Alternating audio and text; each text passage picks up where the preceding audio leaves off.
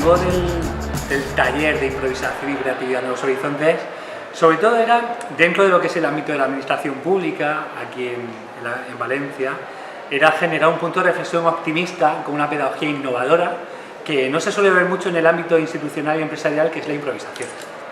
Y hablamos de la improvisación teatral, donde un equipo de actores nos subimos para crear historias únicas y irrepetibles con lo que el público nos da. Los valores que subyacen a ese trabajo que hacemos encima del escenario son súper interesantes para que cuajen dentro de un entorno personal y profesional.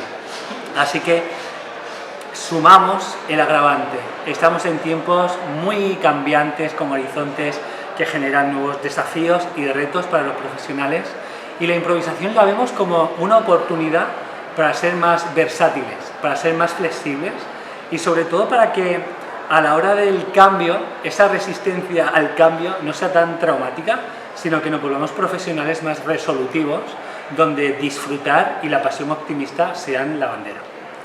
Y ahora, en cuanto a la improvisación, yo vengo del teatro, vengo de ser actor de teatro, y en algún momento de mi vida surgió eso, descubrí un tipo de teatro que era la improvisación, generoso, creativo, súper tontaco como yo. Es decir, es un teatro a mi medida. Y digo que es un teatro porque es teatro, son historias, lo único que pasa es que el guión lo estamos creando sobre la marcha, es lo único que cambia.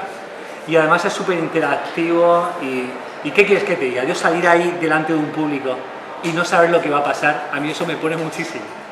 Así que dentro de las artes escénicas y de todas las posibilidades que hay, yo me quedo con la impro, con la improvisación.